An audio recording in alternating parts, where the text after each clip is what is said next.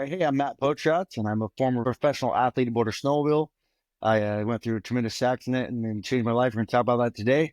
But now I travel and speak as a motivational speaker, and I've written a book. I've writing more books as we speak, and so I try to inspire and encourage audiences across the world with my story and message and encouraging thoughts, and just hope to inspire people to do life better in every way, shape, and form.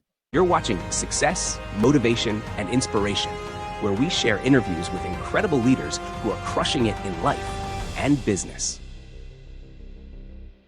Matt, I'm so glad to have you on the show today. So for those of you that are just joining us here, Matt is one of the nation's top snowmobilers. Yes.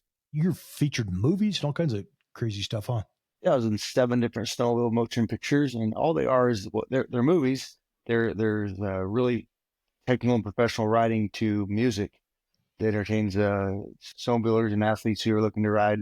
So it's just basically a pump-up film, but they kind of share a story across the entire winter.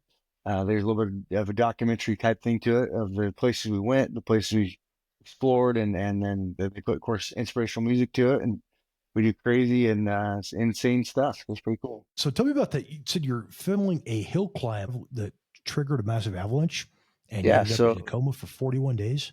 Yeah, so that day we went out to film some different various stuff, and we mix it up amongst trees and tech stuff and cliffs and rocks. And that day we lined up to climb a chute. I've climbed before, I've filmed before, and it was a deep snow day. We knew there was avalanche conditions present. We knew there was a possibility of something happening, but you always tend to think, I mean, it can happen, but it's not going to happen to me, you know? And I broke out of the chute and did on open face, almost over the top of the hill, and I broke off 25 yards above me, 2.5 feet deep. The entire hill just consumed me and sent me off a small bluff and pressed me to a big tree and buried me below the tree. And they of course they had to get me out of the snow initially, and they were freaked out, scattered across the mountain, hoping to find me quick. And they thought they found me right away. They're like, "Oh, we got him here. Check it out, we got him." They found my bright orange helmet sticking out of the snow. They rushed over to it, dug all the snow out around it to pick up an empty helmet, a fully intact chin strap, but no mat in sight. So as you can imagine, in near panic, they got out their avalanche beacons. Everyone in my group, I required them to wear an avalanche beacon. The beacons they go in a pocket against our base layer, against our chest right here. All day long, the beacons transmit the same signal. So if someone goes down, the group pulls theirs out, switches to search mode, leaving one beacon in transmit mode, which in this case, of course, is my beacon. So with their beacons, it tells them which direction to walk and how far it is. They closed in on my location and found my fingers sticking out of the snow. You don't really find a pair of fingers on a mountainside full of snow without some kind of guidance. So I'm alive because of that. And so they found my fingers. They dug down about a full arm's depth, and I'm a pretty tall guy, so I was down a full arm's depth. They dug down and found my ears, nose, mouth just packed with snow, and they're very careful not to move me because they're unsure of my injuries. So they did their best they took a finger and fish shook the snow out of my mouth to get my airway opened up. And I was breathing and making like a lot of weird noises and like wheezing and hissing, and I couldn't really breathe really well at all. And so they did their best to cover me up, get me out of the snow because it started snowing hard right about that same time. Started pounding snow. So my best friend Tim got on a snowmobile and rode to the top of the ridge with a cell phone to call for a helicopter. He got a helicopter en route, and there's a perfect lake bed right by the avalanche site. They could have landed, but they flew as far as they could in the snowstorm and couldn't get there. They rejected it, got rejected by the snow, and returned to McCoy Airport. And so the new plan, they had a rescue crew en route via ground with a ground sled. And so my friends had to watch me lay there unconscious and wheezing for 90 minutes, an hour and a half, waiting for ground crew to arrive. When ground crew arrived, they immediately said, "Man, we've got to get a helicopter out of here if possible. This is bad news." So they made a second attempt to fly and still couldn't get there. It's a perfect lake bed. They could have landed, but they couldn't get there. And so this time they made it to Brundage Ski Hill. And so they took me by sled across the ground a long ways to Brundage Ski Hill. And it was quite a journey just getting there. They got me in a helicopter, and the snow broke enough to get the helicopter in the sky on the route to Boise. They landed in Boise at St. Alphonsus Medical Center, 5 hours in time of the avalanche, 5 hours. And right on the helipad, what they all feared happened. I died. I stopped breathing. So they rushed around, resuscitated me, got me breathing again, pushed me to the ER, discovered it was bad. Like they found a broken neck and femur and ribs and collapsed lung and brain damage. And because the helmet at some point in the blow had literally the chin strap had gone up my chin, up my face, put abrasions up my face, ripped the hell out of my head. So I bounced off a tree like a rag doll, no protection on my brain. And so they found hematomas on both sides of my brain. And I was in a comatose state and unresponsive to the world. And they say, we're not yet going to spend the money to treat Matt's injuries because it doesn't appear he'll survive the night. And of course, by the grace of God, I survived the night. But the next day, we do what's called painful stimuli. They inflict pain in you, hoping to get some response from your body. Because even when your body's in a comatose state, you should at least respond in some way to pain. Yep. And so they began to poke me and prod me and shake me and move me, and they got no response whatsoever. So the last thing they did, the doctor said, we're going to have to brain scan him out. With the brain scan in place, we'll again inflict pain on him. And he wanted to say, look, if the scanner doesn't show some kind of response, we're in big trouble here. If there's any hope here at all, his brain has to respond our input.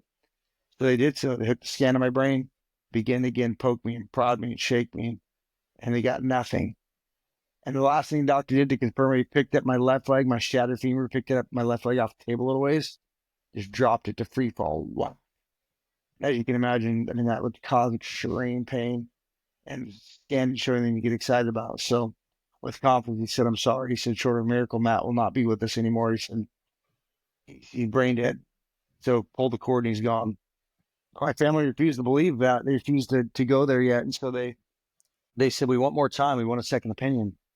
And so in that time frame, they sent out phone calls, texts, emails across the nation just saying, pray, Matt's going to die. We got to pray. My dad went in the room with a group of my closest friends. I was just going to ask, so you've got to believe in God after this, right? Yeah, I mean, I already believed before, and I was kind of a follower, but now I'm 100% believer. Like, you'll never convince me there's no God after what happened there, because they said I was brain dead. And an hour and that, my dad went in the room with a group of friends and laid hands on me. An hour and a half later, I squeezed a hand. They got me to squeeze a hand, and so from that point forward, I was in a coma for a long time, 41 days total, but I'm alive, and I came out of the coma, and the doctor warned in the very beginning, he's like, look, if he comes out of the coma, be prepared. He will not be the same person you once knew. Like, he's got brain damage on both sides of his brain. And so when I came out of the coma, a doctor was right. I was messed up. They gave me a pen, asked me to write my name. I couldn't even write letters or alphabet or could nothing do but scribbly lines, and I could barely speak. I couldn't understand what was going on around me. It was just so weird. And so I did this long time of physical therapy, occupational therapy, and speech therapy, and cognitive therapy, and day in, day out. And I just surrounded myself with good people and positive people. My family was awesome, and they never stopped encouraging me, never stopped praying for me, never stopped believing I could come out of it. And 88 days later, or 88 total days I was in the hospital, I got to go home finally. Wow, man. Now that's, do they know if the damage, did they attribute that to the traumatic brain injury or the lack of the oxygen deprivation, or it was actually the two things? Hematomas are actually blood clotting and blood pooling on both sides of your brain. So that is actually damage from the impact of the tree. The other part of it was there was actually some asphyxia, which is minor lack of oxygen in the brain during the 5 minutes I was buried. So there was that as well. And that's awesome. I spent some time in a coma as well, and I've had a kind of crazy stuff. But do you notice now, this is kind of off the topic from the interview, but do you notice now things where that affect your emotional stuff impacts you differently? Oh, in the very beginning, I was an emotional wreck, man. I was very immature. In fact, I was, at one point they said I was probably like preteen levels maturity wise. And I would just have meltdowns a lot, get frustrated a lot, and have a lot of anxiety.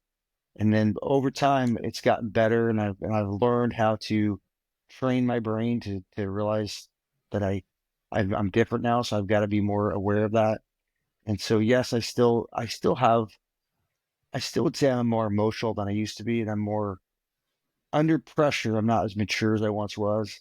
But overall, it's a miracle I got my brain back. I mean, I wrote a book with no assistance, and I can process my business. I can book events and call people and talk to people. I'm 100%. I mean, I'm back to normal for the most part. That part, there's no way to describe it other than a miracle, because doctors said that the medical science can't explain why I've come so far. So that's awesome. It blows me away to hear people who have gone through, whether it's being in a coma or brain cancer or stroke or different things like that had a miraculous, perfect recovery and come out of it and still think there is no God. Yeah, 100%. Yeah, I'm not Like, like I don't go like how could you go pouting through about this it. when doctors are saying, Right. yeah, And I know the medical science has something to do with it too, but still, there's just so much happened that medical science can't explain. I was not supposed to be able to walk again. I walk pretty normal again, and I still have a paralyzed left arm. My left arm's still 100% dead from the shoulder down, so I live with that every day. But I mean, I walk and I talk and I move and I think and I process and I do things I just wasn't supposed to be able to do, And I certainly can feel a difference. I'm still not 100% what I used to be, but most people never know that. I'm the only one that can see a lot of that behind the scenes. yeah, that's a weird thing. Were you already married when this happened, or I was actually freshly divorced when it all happened. So I had three young boys at that point in time, but I was not married. And I'm remarried again now and have seven kids now because I gained three from her and we have one together. And so, that's awesome. it's a blessing. It's incredible. But my boys, it was pretty hard on them because they were very young and not knowing what in the world was going on with daddy. And they were not allowed to see me at first because, as you can imagine, seeing daddy hooked to tubes and hoses and wires would have been really scary, Yeah, right? But they were yeah, told, we can pick up the phone though. We'll call your daddy. You can talk to your daddy while he sleeps and see if he can hear you talk to him, right? They thought about that for a minute. My oldest boy Connor said, "No, we don't really want to call daddy and talk to him." And their mom was kind of shocked. She's like, "Why?" Well, and then Connor said, "Well, because we want to call and sing to him." nice. Here's why. Before the Avalanche, I used to play guitar. I used to be a musician, and I can't play guitar now because again, my left arm's paralyzed. I miss my guitar so bad. I miss my guitar worse than I miss my snowmobile. But I used to play all the time with my kids, and they would sing and dance at the sound of my guitar, and they loved it. And so they Connor says, we want to sing to Daddy, and they're like, oh, okay, well, what song should we sing? He said our favorite song, Never Let Go, and it's a pretty cool song. It's by Matt Redman. The chorus of the song sings out, "Oh no, you never let go Yep, through the calm and through the storm. the storm. Oh no, you never let go every high and every low. Oh no, you never let go, Lord, you never let go of me." So they're told we can pick up the phone. We'll call your daddy. You can sing to him, right? So they called and they sang the chorus of that song to their daddy in a coma. They saying, "You never let go." And I truly believe that a miracle happened during that song because at that moment, I have no memory of this, but they recorded the fact that I raised my eyebrows and tried to smile. So I obviously heard my boys singing to me. And from that point forward, I began to show more signs of life, began to show more responsive stimuli. And so I really think a miracle happened during that song. But they had to watch their dad fight through a lot. My boys are older now. My oldest has just turned 20 last month. So I got 20, 18, and 16 now of my blood boys. And then, so they're much older now, so they have a little bit more of an understanding of what happened. But back then, they just had to watch their dad be a different person than it once was because I had to recover through a lot of that. And that's it's cool. Not that I'm glad you went through that, but it's cool talking to somebody that went through some of the same stuff and kind of weird seeing on the other side of that, especially meeting your new wife if you didn't know her before the accident, and seeing there's probably so many things you do like a normal person, your thought processes and your just activities and stuff, but then having other things where it's like, what is the weird deal with Matt on this kind of an issue? You have Right. anything like that where it's like the Well, emotional stuff where my wife is really cool about understanding. She's actually an ICU nurse. That's what she does for a living. So it's pretty cool. She understands a that's lot awesome. of what's going on with my TBI and stuff. So my biggest thing is memory. I have really bad short-term memory still. And so my long-term's okay. But until I get to compartmentalize in that long term part of my brain, my short term memory is terrible. And so she's very understanding of that. She's like, "Yeah, I know. I'm sorry. I know you forgot that. I know it wasn't deliberate. I know it wasn't like you were being inattentive or anything. You just can't do it." So she gets that. She has to really be patient with that. Sometimes it causes some heated moments, but she gets past it pretty quick. So it's pretty cool. Is that a good excuse for forgetting to do the dishes? Exactly. I sometimes think maybe just because I'm 43 now, so maybe I'm just getting older. My brain's losing the power as it goes. And That's funny. Now, going through all that, I mean, you've turned that around. So many people take an injury or an accident or some type of major trauma and use that as an excuse to become just sit back and fart around, watch Netflix, and just waste the rest of your life feeling sorry for yourself that you lost the use of your arm and those kind of things. Um, One thing that I was looking at when when you applied to be a guest on the show was not only are you looking back at your past you've got the video of your wreck here on your website, but also I see you're speaking, you're out inspiring and uplifting and inspiring other people to live their best life. Tell me about your speaking career and how you got into that and your kind of your target audience, the perfect person you want to inspire. When I first got into it, I had no really plans of doing it as a profession, but I spoke to my first real big one was we did an audience in my home church in my town where I was living at the time in Lewiston, Idaho, and we advertised on all the radio stations and made a big deal about because everyone kind of followed my story, knew what was going on locally. It was in the newspapers, it was on the news channels, and so they knew all about it for the most part. And so it was something people were interested in. So we advertised across the community, and I packed the house that night with like I think there's 760 people there. The fire department regulations said we had to turn people away to come back the next day. We had to do a second session because there was so many people there. But just seeing the impact it had, seeing people passing tissue and crying and so intent, and so I just realized this story changes lives, and I just so I began to form a message around that story. And then I started speaking to high schools, and that's when I fell in love with it. And high schools are not my only audience because it's very difficult because high schools have such a, a lack of a budget for it, right? But I do my best just to make it work for them no matter what it takes, because I get in front of a high school audience and it's unbelievable what it does.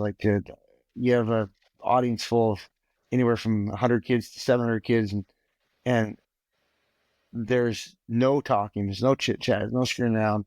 They're attentive, they're involved, they're even like singing their passion tissue and crying, and I've got a full captive audience that just it rocks their world, you know. And so once I saw the impact of that, I was hooked. I was just like, wow, this is something I have to do with this story. And so now, after my experience of seeing what this negative can do for the positive, taking tragedy and turning it into triumph, I wouldn't change it even if I could. People are shocked by that. But even if I go back and get my left arm back, get my athletic ability back, get my status back, because I was probably top 15 or 20 in the snowmobile film circuit in the world, right? So I was really good. I did. If I could have all that back, I wouldn't take it. If you hand all it to me on a plate, I would shatter the plate on the floor because I don't want to be that bad anymore. Adversity has made me a mat that nothing else could have made me. And so because of that, I wouldn't trade it for anything. So I think that you have to realize that the difference between people who lay there and do nothing with it and get on disability and live in a system the rest of their lives is because they don't realize that diversity is a gift if you look for the gifts that are hidden amongst it, right? And so it gave me, I get to do things I couldn't do before. I get to speak to audiences, have a reason to do it. And I had no reason to write a book before. Now I've got a reason to write a book. I had no reason to inspire people. I go do hospital visitations with people who are going through similar things or through any kind of injury. And I sit by their bed and they connect with me because I felt their pain and laid in their bed and felt their struggle. And so those are all things that diversity delivered those gifts that I wouldn't have otherwise had. And so because I embrace it for what it is, accept reality, and then push for my best, I get to love life still, you know? And I think people have asked me sometimes, like, if you pick one concept, what's the most fundamental concept of why you've been able to get up and go again? Like, what keeps you going after all the, because I still go through a lot of daily pain and little stress with my arm being paralyzed. And it's frustrating sometimes. But I learned in the very beginning, in fact, it's interesting, it was on the inside of my binder at work before this ever even happened, was in big bold print on the inside of my binder, said, focus on things you can change. Love that. Because I can't change the avalanche, right? I can't change how bad it hurt me. I can't change the fact my left arm is paralyzed. I can't change that my neck's a little bit bent and I got a ton of pain, things like that. I can't change those things. So if I waste all my time, energy, and effort and emotion on wasting time focusing on things I cannot change, I've got no energy left to focus on things I can change, right? And so that's where my whole focus the whole time is if I can't change it, I don't waste time with it. And so I focus on things I can change and press on and keep living. And I found a lot that I can still change. In fact, I probably found more that I can change now because my mentality is different, my vision is different. Yeah, mindset is such a powerful thing. Oh man, learning how, just seeing that when the doctor says you've got however long to live, or you got these different issues like that. It's cool seeing that how powerful your mind is and that you can actually change your circumstances significantly just with attitude and your mind. And I think a lot of times too that we gotta be careful. Like I chose to not believe the prognosis because the prognosis was grim and it was slim and it was ugly.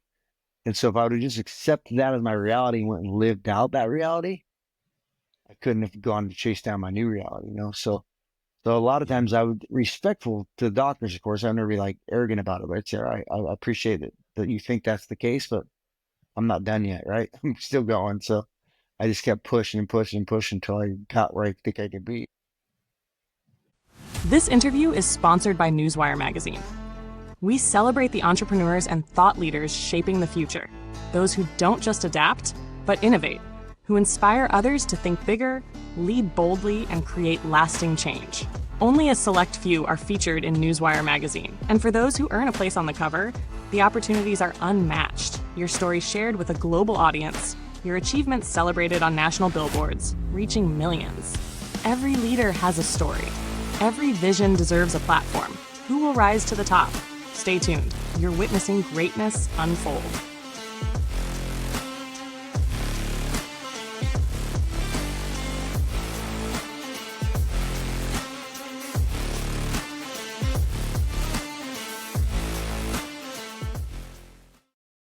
Hey, welcome back to Success, Motivation, and Inspiration. Again, we got Matt on the show. Really cool to hear your story, Matt. And I wanted to ask you about, I know you speak a lot professionally, different events, Okay. schools, sound like motivational, speak at conferences and stuff as well. Yeah. I do kind of a combination of keynote addresses and I do workshops and seminars, things like that too. So You speak a lot about taking responsibility.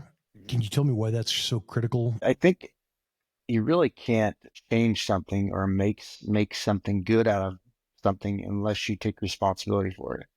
And so even like think about the fact that I didn't set off the avalanche. Or sorry, God didn't make the avalanche happen. The storm didn't make the avalanche happen. The mountain didn't make the avalanche happen. I set off the avalanche.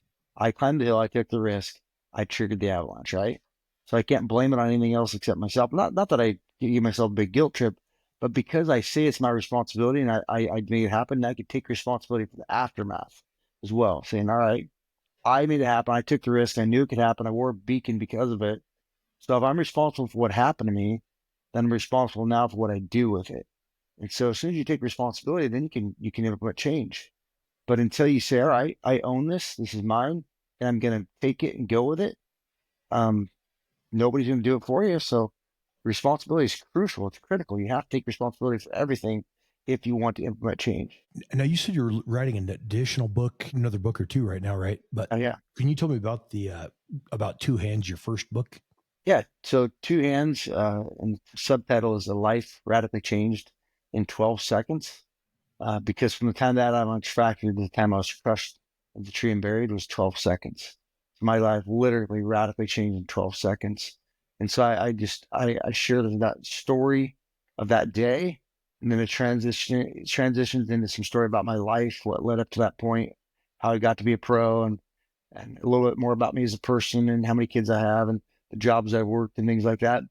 And then it goes in back into the hospital and the journey. The cool thing is we documented that very, very well. We documented it in a journal. And so we have really good um, day by day occurrences of what was going on in the hospital. And so it's pretty neat because it's very accurate in terms of what was happening. And so I documented that whole thing through the journey. And then the biggest part of the journey, honestly, was coming home because it was exciting to come home after 88 days hospitalized, but at the same time, you got to accept reality that you're coming home to a world that doesn't know you anymore and you don't know your world because I was not the same man at all.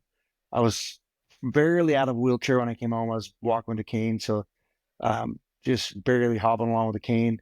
I left that world as an athlete, coming back to the world as a hobbling on a cane. And then that was not my real job. Snowmobiling was just a bonus on the side. And so my real job per se, I was a lead sales manager, general sales manager at a very successful Toyota dealership with 12 sales guys under me and four other managers. And so I've been promoted 3 times in 2 years. And so I was leading the entire sales department, making a 6-figure income, right? But I couldn't do that anymore either. I couldn't be that man. And so I had to come home and accept a new reality. And so a lot of the book is written from that journey of accepting life the way it is and then do my best to change what I could change. And just one of the things I share in the book and I share a lot when I speak is a quote by Jim Rohn. And Jim Rohn, of course, passed away several years ago, but Jim once said, he said, in life, you all must face one of two pains, the pain of discipline or the pain of regret. And he goes on to say, the difference is discipline weighs ounces, regret weighs tons. And so I ask people when I speak to them, are you going to face ounces or tons? Because you're going to have the choice between discipline or regret, maybe even on a daily basis. And how are you going to face ounces or tons? Because the outcome of your problems, obviously, over time is going to drastically affect the course of your life. Now, if you had a chance to talk to a kid, I'm sure you do a lot, a kid, or maybe we've got somebody watching this right now who is going through a new diagnosis, maybe a cancer diagnosis or something where they ended up paralyzed from an accident or some type of terrible news like that. What kind of advice would you give them as far as just being able to deal with that and make the best of the situation? I think that, it'd be hard not to encourage them to find God, simply because he needs something bigger than you.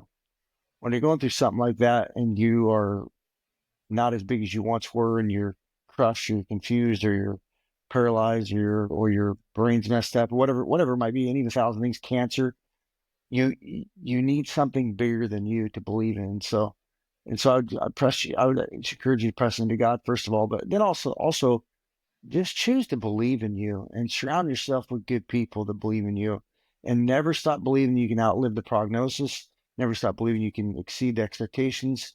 Never stop pushing, and do not allow any negativity in your life. You can't.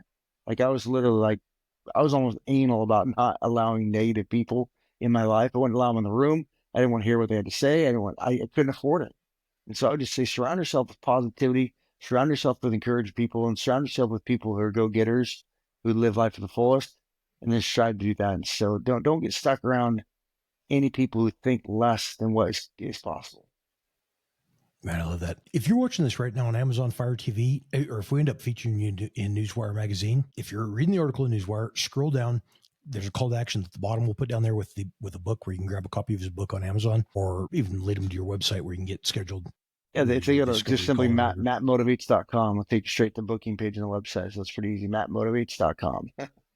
But if they're already on it, they won't even have to remember the site. We'll just scroll down. I've got it pulled up so it'll be embedded in the article. And then if you're watching this on Amazon Fire TV right now, click the pause button, scroll over. You can buy a copy of the Amazon book, buy a copy of the book from your Amazon TV and have it delivered to your favorite, whether it's a tablet or iOS or Android device. But grab a copy of his book and I think it's something that's going to really. And there's also an audio version on Audible as well. I narrated the entire book myself on Audible, so it's pretty cool. Having the story told in my voice. It's got the theme song that the song my boys sang to me in the coma is mixed in as a theme song, so it's pretty cool. Yeah. That's awesome. Yeah, so pause that, get a copy of the book right now, and then as far as somebody reaching out to, we'll put a link to the website and everything, but you're available for paid speaking opportunities, right? Yes. Now, is that U.S. only, or do you speak out of the country as well? I'm just now starting to branch outside the country, so I'm doing international now. So yeah. Okay. I will share this interview when we get everything published and edited with our co-host. Newswire Magazine is actually the title sponsor of a couple of events. We're doing the next one at an island in Florida where we bring in some speakers and do inspirational, uplifting stuff. I love that. It'd be awesome. Love to get you in contact with her and see if you make time to come out and speak. Love it. Sounds good. What's your next mission to help inspire others? Do you have anything in the works that you're looking forward to right now?